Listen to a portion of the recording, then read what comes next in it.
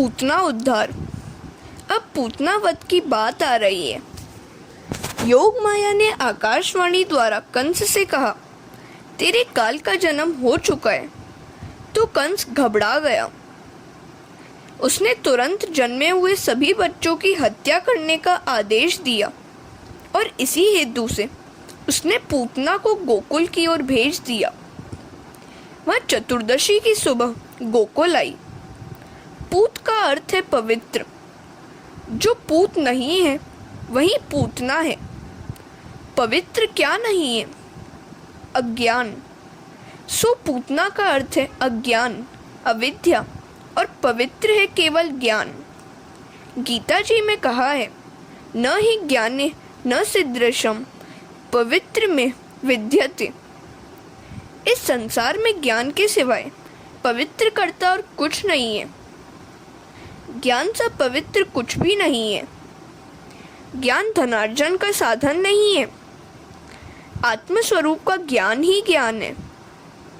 ज्ञान पवित्र है और अज्ञान अपवित्र। अज्ञान से वासना का जन्म होता है। पूतना वासना का ही स्वरूप है। पूतना चतुर्दशी के दिन क्यों आई? क्योंकि उसने 14 ठिकानों पर वास किया था। अविद्या वासना 14 स्थानों में बसती है। 5 ज्ञानेंद्रिय, 5 कर्मेंद्रिय, मन, बुद्धि, चित्त और अहंकार, ये 14 स्थान हैं वासना अविद्या पूतना के बसने के। इसी कारण से वह चतुर्दशी के दिन आई।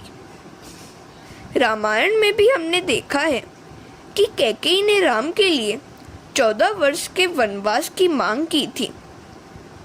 इसका भी यही कारण है कि इन 14 स्थानों में बसे हुए रावण को मारने के लिए 14 वर्ष तक की तपश्चर्या करना आवश्यक है।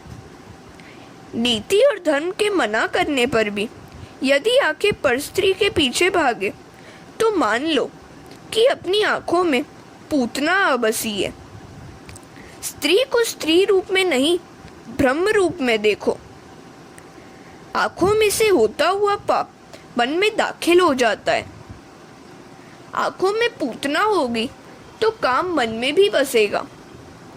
जगत के किसी भी व्यक्ति को भगवत भाव से देखने में कोई बुराई नहीं है, बल्कि अच्छाई है। किंतु किसी भी व्यक्ति को सांसारिक काम भाव से देखोगे तो समझ लेना कि मन में पूतना बसी है। धर्म और नीति जिस खाद्य पदार्थ का आहार करने को मना करे वहीं खाने की इच्छा होने लगे तो मान लो कि तुम्हारी जीभ में पूतना बसी है। विभत्स और अतिशय कामुक बातों को सुनने की इच्छा हुई तो मान लो कि पूतना कानों पर सवार हो गई है। पूतना हर एक इंद्रिय में बसी हुई है जो बहुत सताती रहती है। सभी इंद्रियों के द्वार बंद कर दो जिससे पूतना अंदर प्रविष्ट ही ना हो सके। पूतना सज सज कर सुंदरी का रूप लेकर गोकुल आई। 3 वर्ष की आयु तक बालक शिशु कहा जाता है। इस शिशु को मारने के लिए पूतना आई है। प्रश्न यह है कि पूतना शिशु को ही क्यों मारती है और शिशु वय की आगे की अवस्था वाले बालकों को क्यों नहीं मारती? जीवन की 4 अवस्थाएं हैं, जागृति, स्वप्न, सुषुप्ति और तुर्यगा। जागृत अवस्था में पूतना आंखों पर सवार हो जाती है। आंखों की चंचलता मन को चंचल करती है। इस प्रकार जागृति, स्वप्न और सुषुप्ति, इन तीनों अवस्था में अज्ञान सताता है। अर्थात पूतना 3 वर्ष तक के शिशु को मारती है। इन 3 अवस्थाओं को छोड़कर तुर्यगा अवस्था में जीव का संबंध ब्रह्म से होता है और तब पूतना सता नहीं सकती। जो व्यक्ति तुर्यगा अवस्था में प्रभु के साथ एक हो जाता है उसे पूतना रूपी अज्ञान मार नहीं सकता। हरे कृष्णा। पूतना 3 वर्ष के अंदर के बालक को मारती है। इस बात का अर्थ यह भी है कि जो सत्व, रज और तम इन 3 गुणों में फंसा हुआ है, उसे वह मारती है। माया त्रिगुणात्मक है। माया में फंसे हुए व्यक्ति को पूतना मारती है। संसार के मोह जाल में फंसे हुए सभी जन बालक ही तो हैं, शिशु ही तो हैं। इनको पूतना रूपी अज्ञान मारता है। किंतु सांसारिक मोह का त्याग करके जो ईश्वर के निर्गुण स्वरूप में लीन हो गया है, गुणातीत हो गया है, उसे पूतना मार नहीं सकती। गुणातीत अर्थात प्रकृति से परे रहने वाले व्यक्ति का पूतना कुछ नहीं बिगाड़ पाती। जब पूतना आई उस समय गोकुल की गाय वन में चढ़ने गई थी और नंद जी मथुरा गए हुए थे। इस घटना का सूचित अर्थ क्या है? गायों का वन गमन अर्थात इंद्रियों का विषय रूपी वन में गमन। इंद्रियां इस विषय रूपी वन में घूम रही होंगी तो पूतना रूपी वासना मन में आ धमकेगी। अज्ञान मन पर सवार हो जाएगा। जब इंद्रिय विषयों में खो जाती है, बहिर्मुख हो जाती है, तब वासना आ जाती है। इंद्रियों को प्रभु सेवा की ओर मोड़कर निरुद्ध करोगे तो पूतना रूपी वासना सता नहीं पाएगी। नंद अर्थात जीव। जीव जब हृदय गोकुल को छोड़कर मथुरा अर्थात देह सुख, देह दृष्टि में खो जाए, तब हृदय में गोकुल, पूतना, अज्ञान बस जाते हैं। नंद अर्थात जीव श्री कृष्ण को छोड़कर मथुरा जाए अर्थात देह सुख में फंस जाए, तभी वासना आ धमकती है। नंद अपने आवास में नहीं होता है, तभी पूतना आती है। पवित्र शरीर मथुरा में, पुण्यशाली हृदय ही गोकुल है। नंद जीवात्मा है। नंद रूपी जीवात्मा परमानंद परमात्मा श्री कृष्ण से विमुख होकर कंस अर्थात काम कला से मिलने जाए और गाय रूपी इंद्रियां वन रूपी विषयों की ओर दौड़ जाएं, तभी पूतना रूपी अविद्या आ जाती है। पूतना श्रृंगार करके आई है। अविद्या अपने साथ कई दोषों को लेकर आती है। अविद्या अपने साथ 5 दोषों को ले आती है। वे 5 दोष इस प्रकार हैं: देहाध्यास, इंद्रियाध्यास, प्राणाध्यास, अंतःकरणाध्यास, स्वरूप विस्मृति, विवेक भार गंवाना। पूतना का स्वरूप देखकर यशोदा आदि धोखे में आ गई। पूतना की वेड़ी देखकर देहाध्यास हुआ, रूप देखकर इंद्रियाध्यास हुआ, अतः स्वरूप की विस्मृति हो गई। फलतः उसको किसी ने नहीं रोका, वह सीधी नंद बाबा के घर में घुस गई। पूतना को देखते ही कन्हैया ने आंखें मूंद ली। पूतना ने उसको अपनी गोद में ले लिया। पूतना ऊपर ऊपर से तो बड़ा अच्छा व्यवहार कर रही थी, किंतु उसके हृदय में कुटिलता का विष भरा हुआ था। पूतना अपने स्तनों पर भी विष लगाई आई थी। संसार सुख का उपभोग करने के लिए मनुष्य भी अपनी आत्मा पर वासना का विष लगा लेता है। पूतना ने लाला को गोद में बिठलाकर उसके मुंह में अपना विष से सना हुआ स्तन दे दिया। कन्हैया ने तो दूध पीना शुरू कर दिया और उसने इस प्रकार दूध पीना शुरू किया कि पूतना वेदना से भारी क्रंदन करने लगी, किंतु कन्हैया तो दूध पीता ही रहा और पूतना धीरे धीरे निष्प्राण हो गई। सौंदर्य को देखकर मनुष्य मात्र मुग्ध हो जाता है और देहभान भूल जाता है। सभी व्रजवासी भी पूतना के बनाव श्रृंगार पर मोहित हो गए थे और उसको किसी ने रोका नहीं। हरे कृष्णा। श्रीमद् शंकराचार्य ने शत श्लोकी में कहा है, लोग त्वचा की, रूप रंग की तो बड़ी मीमांसा करते हैं, किंतु आत्मा की मीमांसा तो करते ही नहीं है। जो व्यक्ति चमड़ी का चिंतन करता रहता है वह अगले जन्म में चमार बनता है। सो शरीर के श्रृंगार में समय मत गवाओ।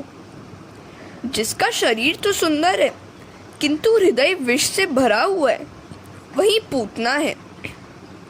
पूतना बाहर से तो बड़ी सुंदर थी किंतु उसका मन बहुत मैला था। जिसके वस्त्र तो सुंदर है किंतु मन अस्वच्छ है, वही पूतना है। जिसकी आकृति तो अच्छी है किंतु कृति बुरी है, वही पूतना है। चारित्र की जांच पड़ताल किए बिना किसी का पानी तक न पिया जाए।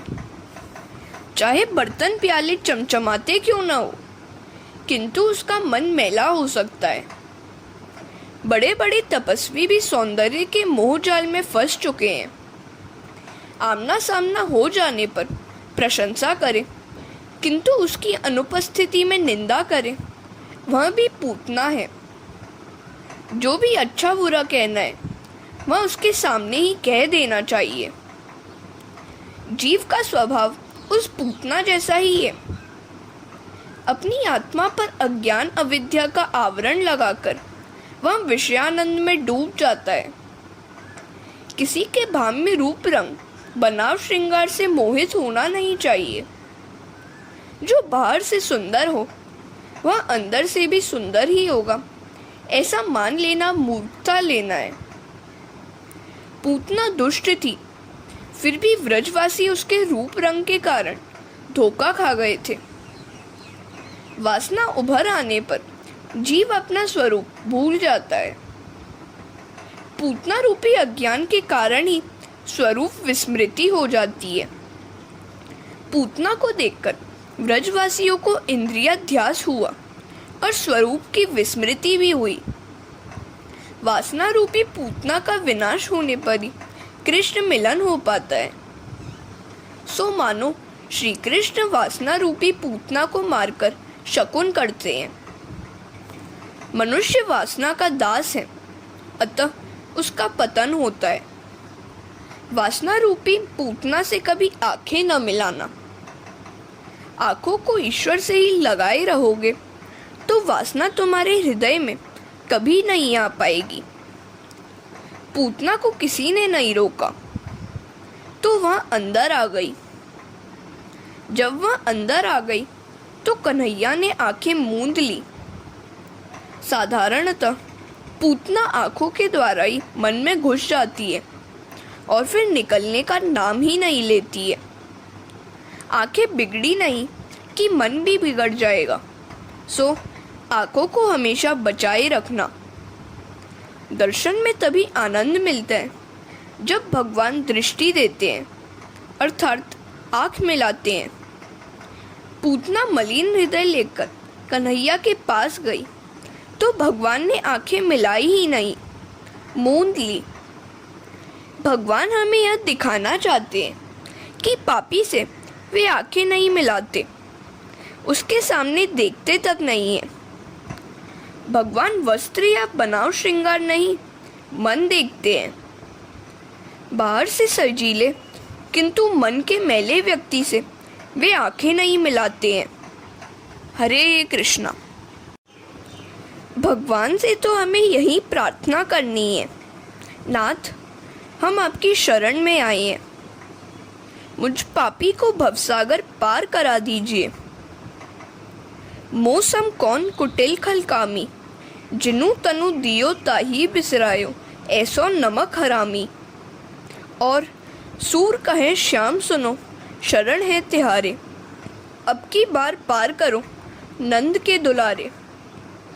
किंतु जीव बड़ा अभिमानी है, वह ऐसी प्रार्थना करता ही नहीं है। जीव है तो खाली हाथों वाला, फिर भी वह अकड़ कर ही चलता है। नहीं विद्या बल वचन चातुरी, ईश्वर की कृपा के बिना मनुष्य के पास आ ही क्या सकता है। जीव भगवान की शरण ले तो उसके सभी पाप दूर हो सकते हैं, क्योंकि भगवान ही ने तो वचन दिया है, सन्मुख होए जीव मोहि जभी, जन्म कोटि अघनाशहु तभी। गीता में भी कहा गया है, न मे भक्त प्रणश्यति, जो मेरा हुआ है उसका कभी कोई विनाश नहीं कर सकता है। शुद्ध प्रेम में तो औरों को सुखी करने की ही भावना होती है। तैत्तिरीय उपनिषद में 4 सूत्र हैं। मातृदेवो भव, पितृदेवो भव, आचार्य देवो भव, अतिथि देवो भव।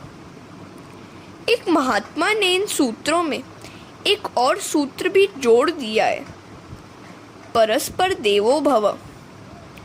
काल नहीं, कलेजा अर्थात मन बिगड़ गया है, जिसके कारण कलयुग आया हुआ है।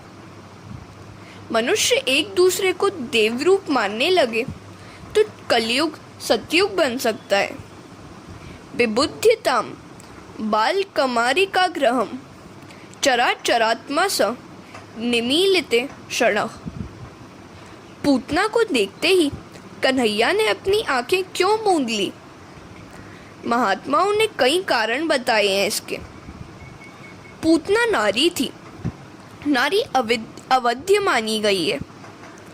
पूतना को देखकर भगवान सोचते हैं कि इसे मारना तो पड़ेगा ही। स्त्री की हत्या करते हुए उन्हें संकोच हो रहा था, सो उन्होंने आंख मूंद ली। सामने कोई पुरुष हो और वीरता दिखानी हो तो और बात है, किंतु किसी स्त्री को मारने में कौन सी वीरता है? तो एक महात्मा को वह कारण जचता नहीं है। वे कहते हैं कि पूतना नारी थी, किंतु वह राक्षसी थी। उसने कई बच्चों की हत्या की थी और यहाँ भी कन्हैया की हत्या के हेतु ही आई थी। भगवान के आंखें मूंदने का कारण कुछ और ही है। उनकी आंखों में वैराग्य है। उन्होंने सोचा कि यदि वे पूतना से आंख मिलाएंगे तो उसको ज्ञान प्राप्त हो जाएगा। वह जान जाएगी कि यह तो ईश्वर है।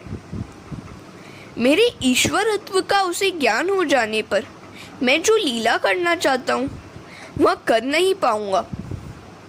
ऐश्वर्य का ज्ञान लीला में बाधा रूप है। यदि पूतना जान गई कि यह तो ईश्वर है तो वह दूध नहीं पिलाएगी। कृपा करते हुए भगवान यदि किसी से आंखें मिला दे तो उसे ज्ञान प्राप्त हो जाता है। खुदा नजर दे तो सब सूरत खुदा की है। हरे कृष्णा।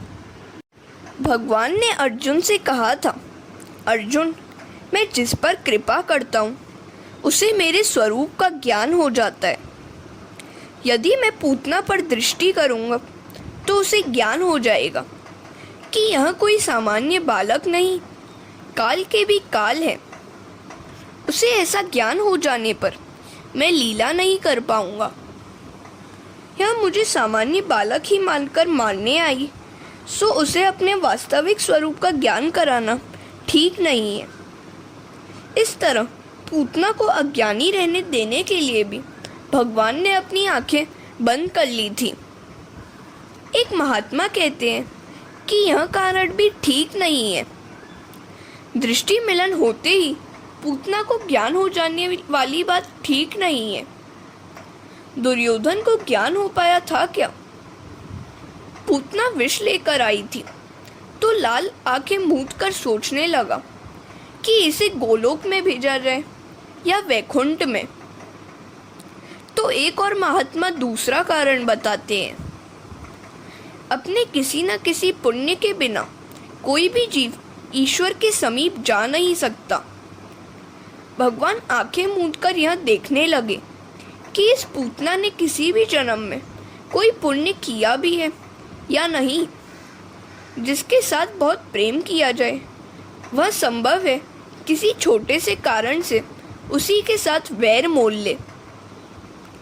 एक महात्मा बताते हैं, कन्हैया सोच रहा था कि उसने तो माना था कि गोकुल के लोग उसे माखन मिश्री खिलाएंगे, किंतु यहाँ तो लोग माखन मिश्री खिलाने के बदले विष पिलाना चाहते हैं और डर के मारे उसने आंखें बंद कर ली। तो दूसरे महात्मा पूछते हैं, परमात्मा भी कभी डर सकते हैं क्या? कन्हैया ने सोचा कि विष पीने की शिवजी की आदत है, मुझे तो विष पसंद ही नहीं है। सो उसने आंखें बंद करके भगवान शंकर की प्रार्थना की, आप विष पीने को पधारे तो मैं तो दूध ही पीऊंगा। भगवान शिव का ध्यान धरने के हेतु ही कन्हैया ने आंखें मूंद ली थी। कन्हैया आंखें बंद करके शिवजी को याद करके विष पीने के लिए बुला रहा है, शिव तत्व का आवाहन कर रहा है। जब किसी देव को याद करना या बुलाना होता है तो आंखें बंद करके ही उसका ध्यान धरना पड़ता है। एक अन्य महात्मा कहते हैं, मुझे यह कारण योग्य नहीं लगता।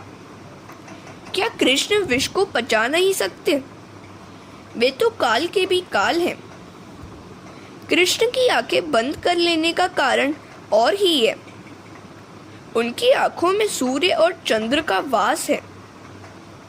महायोगी सूर्य मंडल को पार करके ब्रह्मलोक में जाते हैं।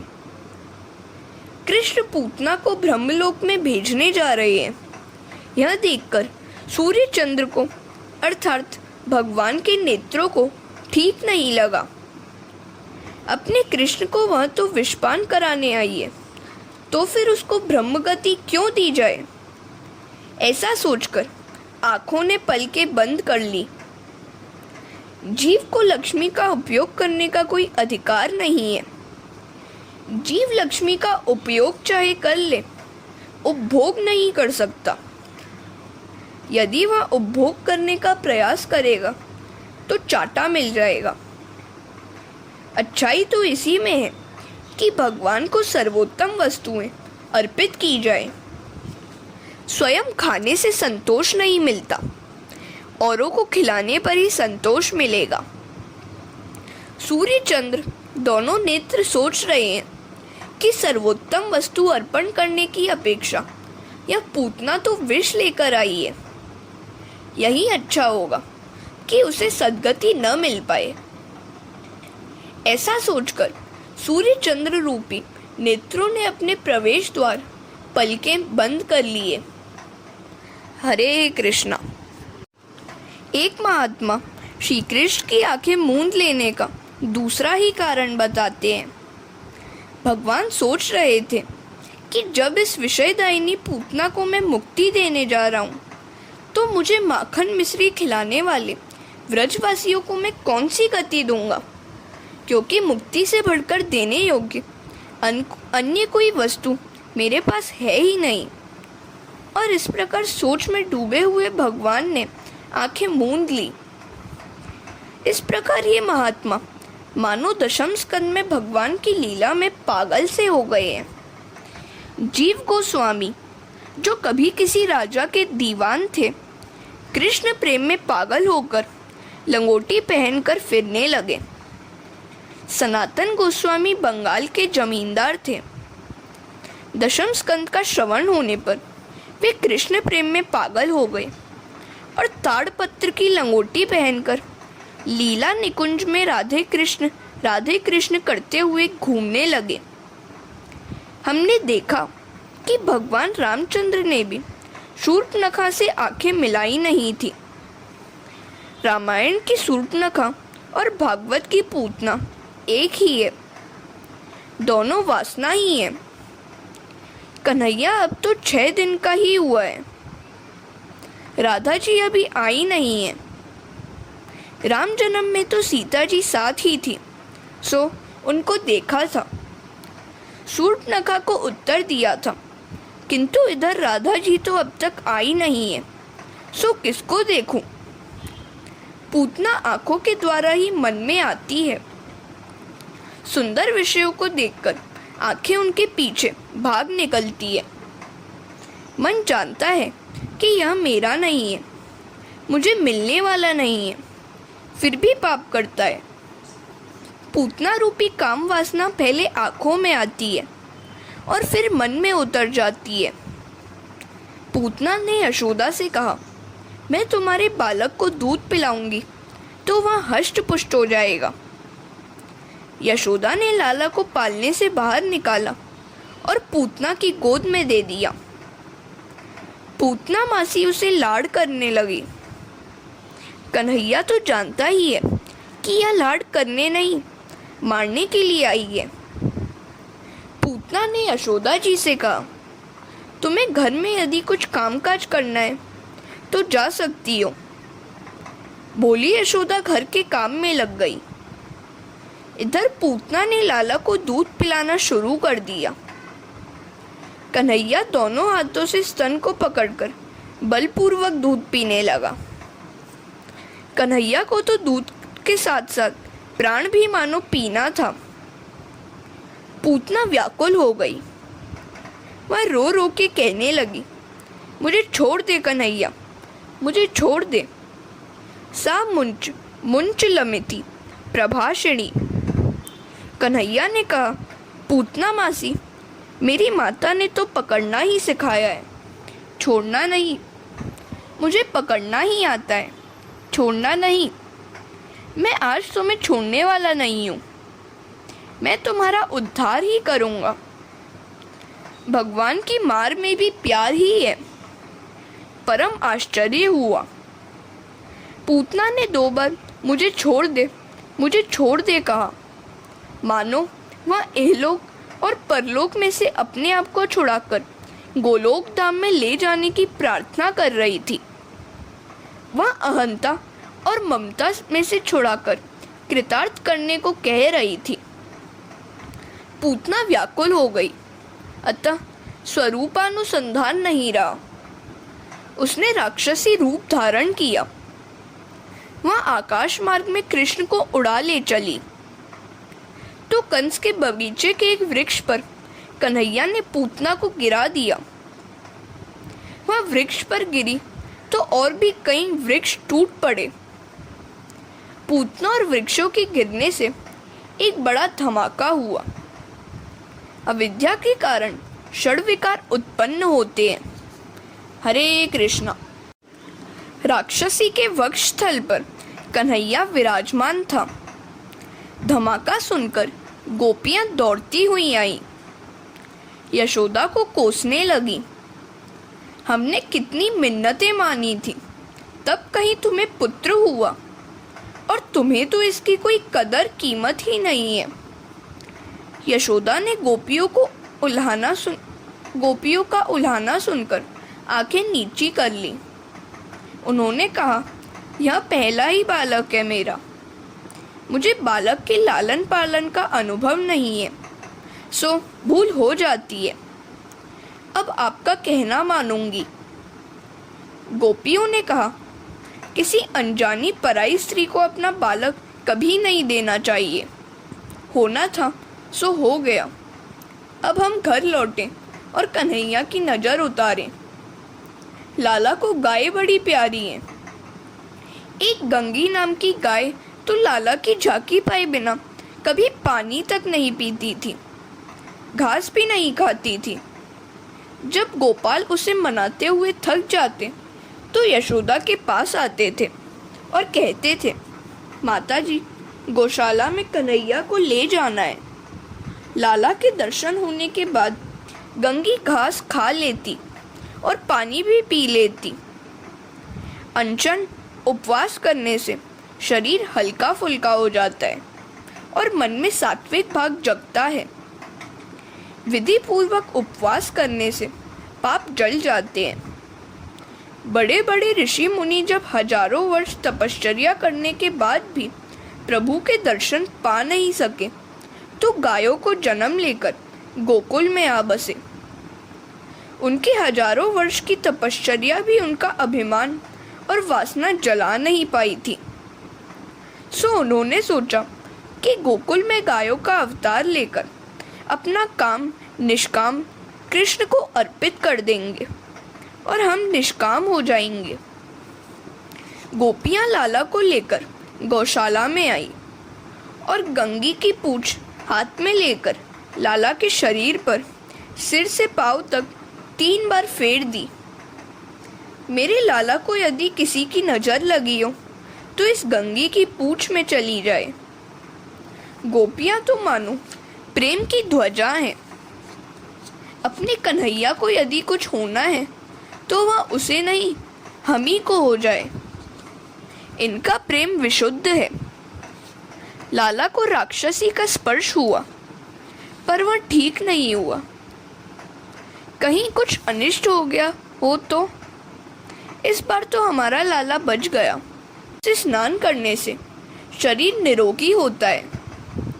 गौमूत्र बड़ा गुणकारी है, यह अनुभव सिद्ध बात है।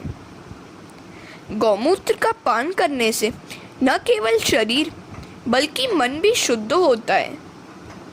गौमूत्र को महीन कपड़े से 108 बार छानकर पीने से मन का मैल दूर होता है, मन के पाप दूर होते हैं और मन शुद्ध होता है। यह प्रयोग 6 मास तक किया जाए। गौमूत्र पान के इस प्रयोग से स्वभाव में बड़ा परिवर्तन हो जाएगा। गौमूत्र में दिव्य शक्ति है। वह स्वभाव को सुधारता है, वह बुद्धि को भी निरोगी करता है। गौ का गोबर त्वचा पर मले जाने पर शरीर की अनावश्यक गर्मी को खींच लेता है और त्वचा को मुलायम बनाता है। जब तक मनुष्य का स्वभाव सुधर नहीं पाएगा, तब तक वह ज्ञान मार्ग या भक्ति मार्ग में प्रगति नहीं कर पाएगा। हरे कृष्णा। आजकल तो जीवन ऐसा हो गया है कि मनुष्य का समय, संपत्ति और शक्ति फैशन व्यसन में खर्च हो जाती है। व्यसन और फैशन में ही अपनी सारी शक्ति का व्यय करता रहता है। वह ज्ञान और भक्ति मार्ग में आगे नहीं बढ़ पाता। कन्हैया को पहले गोमूत्र से और फिर उष्ण जल से नहलाया गया। वह तो बड़े मजे में था। ऋषि रूपा गोपियां कन्हैया को घेर कर बैठी हुई थी। एक गोपी कहती है, आहा, कितनी सुंदर है आंखें हमारे लाला की। तो दूसरी ने कहा, इसके केश भी बड़े सुंदर हैं। तीसरी ने कहा, वाह वाह, इसके चरण कमल तो देख, कितने सुंदर हैं। सारी गोपियां बाल कृष्ण के एक एक अंग के सौंदर्य का पान करने लगी। ये ऋषि रूपा गोपियां तो वेद शास्त्र संपन्न थी। वे स्तुति करने लगी, कन्हैया, आज भगवान तेरे मंगलमय चरणों की, यज्ञ पुरुष तेरी जंगा की, अच्युत भगवान तेरी कटी की, भगवान हयग्रीव तेरे पेट की, भगवान केशव तेरे हृदय की, ईश भगवान तेरे वक्षस्थल की, सूर्य तेरे कंठ की, भगवान विष्णु तेरी भुजा की, भगवान वामन तेरे मुखारविंद की और ईश्वर तेरे मस्तक की रक्षा करे। मेरा कन्हैया जब खेलता हो तब भगवान गोविंद, सोया हो तब भगवान माधव, चलता फिरता हो तब भगवान वैकुंठ और बैठा हो तब लक्ष्मीपति रक्षा करें। छठे अध्याय के 22 से 28 श्लोकों में बाल रक्षा स्तोत्र है। गोपियां वैसे तो जानती ही नहीं थी कि जिस भगवान की वे प्रार्थना कर रही हैं वह तो यह कन्हैया ही है। गोपियां अंत में कहती हैं, भगवान नारायण का नाम मेरे बाल कृष्ण की सदा सर्वदा रक्षा करे। गोपियां बाल कृष्ण को थपथपाती हुई प्रार्थना कर रही हैं। वे यशोदा से कहती हैं, इसे दूध पिलाओ। यदि यह ठीक तरह से दूध पिएगा तो हम मानेंगी कि अब यह डर नहीं रहा है। बाल कृष्ण स्तनपान करने लगे तो गोपियां आनंदित हो गई। चतुर्दशी के दिन शाम को नंद बाबा मथुरा से गोकुल वापस आए। इसी दिन पूतना का अग्नि संस्कार भी किया गया। जब योगी को श्री कृष्ण के स्वरूप की कल्पना करते हुए प्राण त्याग करने से मुक्ति मिलती है, तब उनके साक्षात दर्शन करने वाले को सद्गति की प्राप्ति होना कोई आश्चर्य की बात नहीं है। श्री कृष्ण बड़े दयालु हैं। विषदायिनी पूतना को भी अपनी माता की ही भांति उन्होंने सद्गति दी। ऐसा दयालु और कौन हो सकता है। यह पूतना कृष्ण मिलन में बाधा उपस्थित करती रहती है। ईश्वर 6 गुण वाले हैं। उन्होंने क्षण दोषों वाली पूतना को छठे दिन ही मारा। पूतना के 6 दोष हैं: काम, क्रोध, लोभ, मोह, मद और मत्सर। भगवान के 6 सद्गुरु हैं: ऐश्वर्य, वीर्य, यश, श्री, ज्ञान और वैराग्य। भगवान के प्रत्येक सद्गुण को अपने हृदय में उतारने वाला व्यक्ति दोष रहित हो जाता है। भगवान का नाम तो चिन्मय धाम है। चिन्मय धाम में प्रवेश करना है।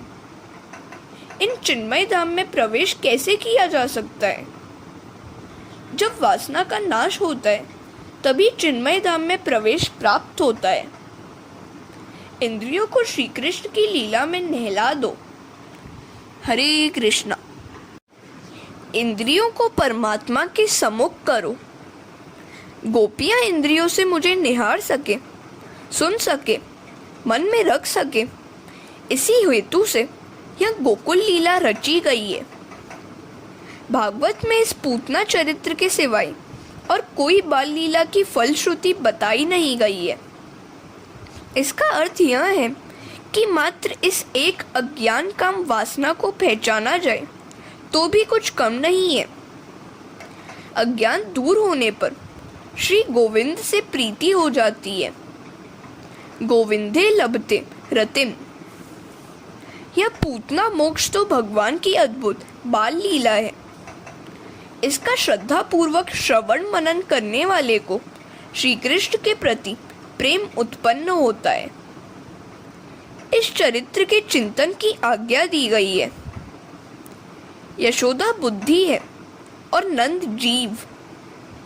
बुद्धि और जीव दोनों ही यदि कृष्ण के साथ रहे तो कोई विपत्ति नहीं आएगी।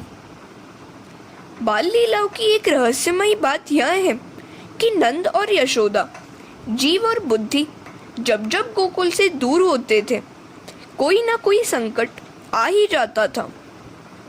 इसका अर्थ यही हुआ कि जब भी जीव ईश्वर से दूर जाता है, दुखी हो जाता है। यशोदा अर्थात बुद्धि जब श्री कृष्ण से परे हो जाती है और नंद अर्थात जीव जब भी श्री कृष्ण को भूल जाता है, राक्षस आ धमकते हैं। शरीर और इंद्रियों को व्यावहारिक कार्य तो करना ही है, किंतु बुद्धि अर्थात यशोदा श्री कृष्ण से दूर होनी नहीं चाहिए। वह पूतना कौन थी? राजा बलि और रानी विंध्यावली की पुत्री रत्नमाला। जब वामन जी बलि राजा के यज्ञ में भिक्षा मांगने आए थे तब उनके स्वरूप को देखकर रत्नमाला के हृदय में स्नेह उमड़ आया था और उसके मन में आया था कि कितना अच्छा होता अगर इस बालक को मैं पुत्र रूप से पा सकती। मैं उसे पेयपान करा के उसका लालन पालन करके धन्य हो जाती। वामन के तेजस्वी स्वरूप को देखकर रत्नमाला के हृदय में पुत्र स्नेह उमड़ रहा था, किंतु उन्होंने उसके पिता की जो अवदशा की उसे देखकर शत्रु भाव भी उमड़ आया और उसके मन में वामन जी को मारने की भी इच्छा हो गई। अब ये वात्सल्य भाव और शत्रु भाव दोनों को लेकर रत्नमाला पुनर्जन्म में पूतना बनकर आई। श्री कृष्ण की लीला निरोध लीला है। जिसके मन का निरोध होता है उसे मुक्ति मिलती है। जब तक मन में वासना और विरोध होगा तब तक निरोध नहीं हो पाएगा। जब तक किसी भी वस्तु में सूक्ष्म वासना भी रह गई होगी मन का निरोध नहीं होगा और फलतः मुक्ति भी नहीं मिलेगी। हरे कृष्णा।